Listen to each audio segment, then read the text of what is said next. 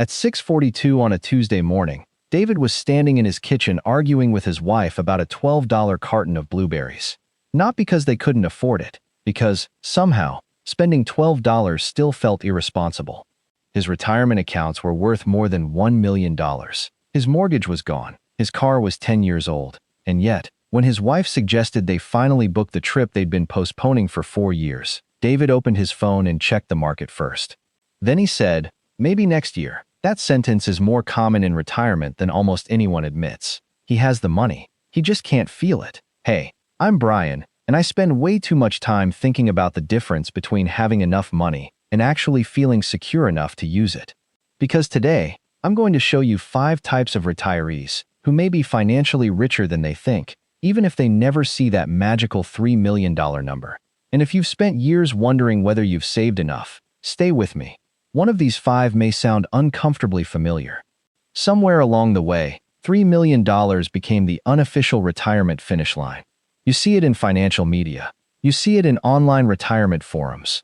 You hear people talking about the amount you supposedly need before you can stop working without constantly worrying about running out.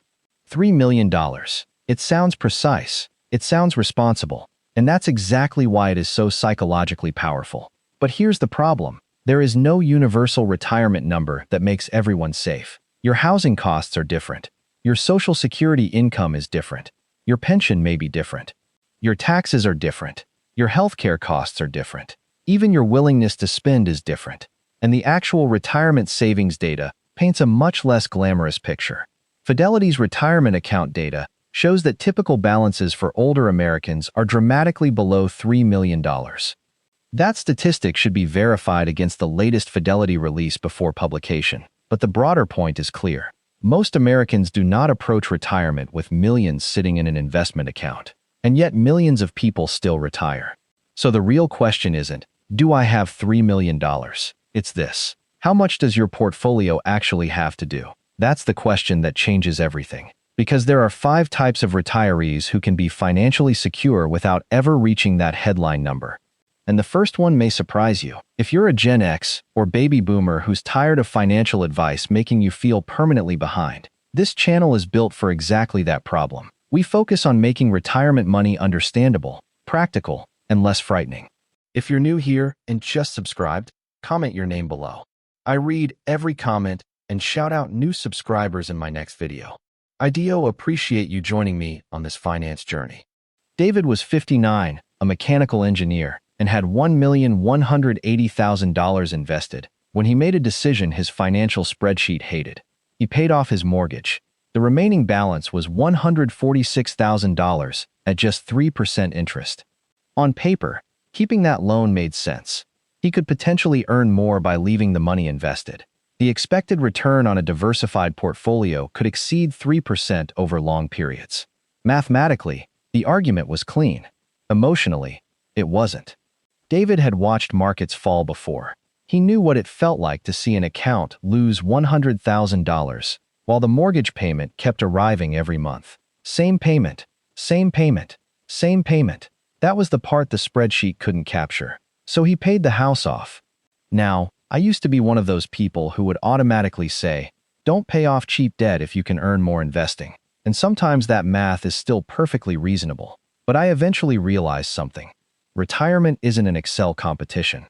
Let's say David's mortgage payment was $2,500 a month. $2,500 times 12 equals $30,000 a year. At a 5% withdrawal rate, generating $30,000 of annual spending would require approximately $600,000 of portfolio assets. That's the strange part. David didn't magically create $600,000. But by eliminating a $30,000 annual expense, he reduced the amount of investment income his portfolio needed to generate. That's financial leverage in reverse. And when markets fall, a lower fixed expense burden can reduce the temptation to sell investments at exactly the wrong time. That is where sequence of returns risk matters. In plain English, poor investment returns early in retirement can do disproportionate damage if you're simultaneously withdrawing money. David's lesson isn't that everyone should pay off a mortgage. It's that reducing what your portfolio has to provide can make a smaller portfolio behave like a much larger one. And if David's story is about eliminating pressure, the next retiree has the opposite problem. She has eliminated almost all financial pressure and still can't bring herself to spend. Susan was 62, a retired nurse with $1,200,000 invested and no major consumer debt. Her refrigerator was 20 years old. Her vacation budget was practically non-existent, and she still compared grocery prices down to the last few cents. The strange thing was, Susan wasn't afraid of poverty. She was afraid of making a mistake. For 40 years, she had been rewarded for saving. Save more, spend less, build the account, don't touch the principal. And that advice made perfect sense while she was working. But retirement changes the job of money. Susan had reached the point where her money was supposed to support her life, yet psychologically she was still behaving like she was 35 years away from retirement. I have to admit, I used to reinforce this mindset myself. I thought protecting the principal was almost always the safest answer. Then I realized there is another form of risk. Never using your money is also a risk. Let's use simple math. $1,200,000 multiplied by 4% equals $48,000 a year. That's $4,000 a month before considering taxes. And the traditional 4% rule is only a historical planning guideline, not a guarantee of future results. But Susan wasn't spending anywhere close to that. She was spending maybe $28,000 a year. So she had a $20,000 annual gap between what her lifestyle required and what her portfolio could potentially support under that simple framework. Over 10 years, that's $200,000 of spending she may have denied herself. Not because she couldn't afford it, because she never gave herself permission. This is what I call the retirement spending gap. You spend decades building a fortress, then retirement arrives, and you keep living outside the fortress because you're afraid to open the gate. Susan's portfolio wasn't just an investment account. It was a permission slip she hadn't learned how to read. Money is supposed to protect your future, but it is also supposed to improve your present. And that brings us to a retiree who looks much less wealthy on paper, but in practice, he may have something Susan would love to have: a paycheck that keeps arriving. Gary was 68, a retired public school teacher, and his wife had spent years working in the military. Together, they had roughly $200,000 invested. Compared with Susan's $1,200,000, that sounds frighteningly small. But then you look at their income. Their Social Security and pension payments combined were about $5,500 a month. That's $66,000 a year. Their mortgage was gone. Their basic household expenses were covered. Utilities, groceries, insurance, property taxes, and the ordinary bills of life were mostly handled by income that didn't depend directly on what the stock market did that afternoon. Their $200,000 wasn't carrying the household. It was the second layer: travel, gifts, home projects, unexpected expenses, fun. That's a radically different retirement architecture. And this is where the idea of a guaranteed income floor becomes so important. If your essential expenses are covered by dependable income, your investment portfolio doesn't have to fund every sandwich, utility bill, and insurance premium. But there is an important warning here. Social Security claiming decisions matter. Claiming at 62 can provide income earlier, but it also generally means accepting a lower monthly benefit than waiting longer, subject to the program's rules and your individual circumstances.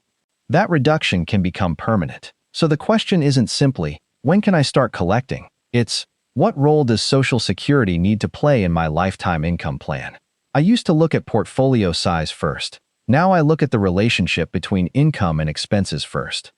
Because two people can have the same $200,000 invested and experience completely different levels of security. Gary's portfolio isn't huge, but his portfolio doesn't have to be huge. The size of your portfolio matters less when fewer of your essential expenses depend on it. And there is one more layer that can quietly separate a comfortable retirement from an expensive one: taxes. Because sometimes the difference between feeling rich and feeling squeezed isn't what you earned, it's what the government gets to count. Because sometimes the difference between feeling rich and feeling squeezed isn't what you earned, it's what the government gets to count. Richard and Susan were both 65, recently retired, with about $1 million spread across retirement accounts. They weren't extravagant. Then they took $1,000 from an IRA to pay for a vacation. Just $1,000. It felt harmless. But retirement taxes don't always behave the way you expect. One of the issues retirees can run into is IRMA, which stands for Income-Related Monthly Adjustment Amount. In plain English, Medicare can charge higher premiums when your reported income crosses certain thresholds. And here's the frustrating part. That extra cost isn't necessarily triggered because you suddenly became wealthy. Sometimes, it's a planning mistake. A retirement account withdrawal here, a capital gain there, a Roth conversion at the wrong time, and suddenly your taxable income is higher than you expected. This is where I changed my own thinking again. I used to think retirement tax planning was something you dealt with when you filed your tax return. It's not. The best tax planning often happens months or years before the tax bill arrives. For example, the years after you retire, but before required minimum distributions begin, can create what planners call a tax planning window. You may have lower earned income. You may have more control over how much taxable income you create, and that can create an opportunity for Roth conversions. A Roth conversion means moving money from a traditional retirement account into a Roth account and paying income tax on the converted amount today, subject to the applicable rules. Why might that matter? Because required minimum distributions, or RMDs, eventually force certain retirees to withdraw taxable money from traditional retirement accounts. So instead of asking only, "How much money do I have?" Richard and Susan need to ask, "How much of that money can I actually control after taxes?" That's a much smarter question. And with federal tax rules changing over time, including provisions scheduled to change after 2025 unless Congress acts, anyone considering a Roth conversion in 2026 should verify the current rules with a qualified tax professional. The lesson is simple. A dollar you keep after taxes can be more valuable than a dollar you earn before them. But even tax efficiency isn't enough. Because what happens when the market drops 20%? That's where the fifth retiree becomes incredibly important. Let's call her Linda. Linda is 67, retired from a corporate management career, and has $1,400,000 invested. At first glance, Linda doesn't look dramatically different from Susan. The difference is how she spends. Linda doesn't have one retirement budget. She has three: essential, flexible, discretionary. Her essential expenses are about $3,000 a month: housing, food, insurance, utilities, basic transportation. Those expenses don't disappear when the market gets ugly. Then she has another $1,000 a month for flexible spending: dining out, small trips, clothing, home projects. And finally, about $1,500 a month for discretionary spending: bigger vacations, new furniture, gifts, things she enjoys but doesn't absolutely need. That's $5,500 a month, $66,000 a year. Now imagine the market falls sharply during the first year of retirement. A rigid retiree might say, "I need my $66,000. So they sell investments, even though the portfolio is down. Linda doesn't think that way. She says, the essentials stay, the extras adjust. Maybe the big trip moves to next year. Maybe the new car waits. Maybe restaurant spending drops for 6 months. Nothing dramatic. She hasn't failed at retirement. She's simply changed the speed of spending. This is the basic idea behind a guardrails withdrawal strategy. Instead of treating something like 4% as a sacred number that must be withdrawn regardless of market conditions, you establish spending boundaries. A 3.5% withdrawal rate might be more conservative in one situation. A higher rate, perhaps approaching 5%, might be considered in another situation depending on age, guaranteed income, asset allocation, flexibility, taxes, and other factors. These aren't promises. They're planning ranges. And the real power isn't the percentage, it's the flexibility. Suppose Linda's portfolio is $1,400,000. 3.5% is $49,000. 5% is $70,000. That's a $21,000 annual difference in potential withdrawals. But Linda doesn't need to lock herself into either number. She can adjust. That flexibility is valuable because sequence of returns risk isn't just about what the market does. It's about what you are forced to do while the market is doing it. If you can reduce optional spending during bad periods, you may reduce the amount you need to withdraw from a depressed portfolio. And this connects all 5 retirees. David reduced the amount his portfolio had to provide by eliminating debt. Susan learned that wealth has no purpose if she is too afraid to use it. Gary reduced portfolio pressure with dependable income. Richard and Susan learned that taxes can quietly shrink the value of the money they already have, and Linda built flexibility into the system itself. That's the bigger idea. Real retirement wealth isn't just having more money. It's needing less of your money to behave perfectly. And when you put all 5 pieces together, something interesting happens. You may discover that your retirement is already stronger than your account balance makes it look. So let's put the 5 retirees side by side. David had debt freedom, not because paying off a 3% mortgage was mathematically mandatory, but because eliminating that payment reduced the amount his portfolio had to produce every year. Susan had spending wealth. She had $1,200,000, but the real breakthrough was realizing that money sitting untouched forever isn't the same thing as money improving your life. Gary and his wife had income wealth. Their $200,000 didn't have to carry the entire household because $5,500 a month was already coming in through Social Security and a pension. Richard and Susan had tax wealth. They learned that retirement planning isn't just about investment returns. It's about controlling taxable income, understanding Medicare surcharges, planning Roth conversions, and anticipating RMDs. And Linda had flexibility wealth. She didn't pretend every year would look the same. She built a retirement where spending could bend without breaking. 5 retirees, 5 different forms of security, but they're all doing the same thing. They're reducing the number of things their portfolio has to accomplish perfectly. That's the reframe I want you to remember. You don't need the biggest portfolio. You need the fewest things that can financially break you. Think about that. If your house is paid off, that's one less obligation.